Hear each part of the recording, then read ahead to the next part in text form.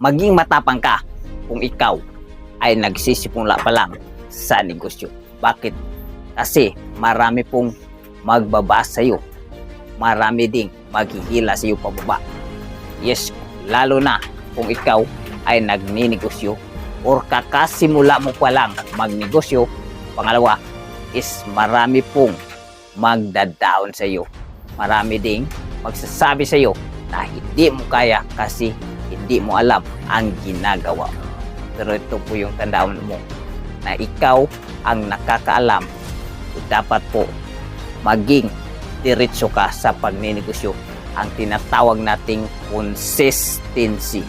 Dapat diretso lang at huwag kang maniwala sa mga taong nagsasabi na hindi mo kaya, sa mga taong nagsasabi na parang baliw ka na pero ngitian mo lang siya kasi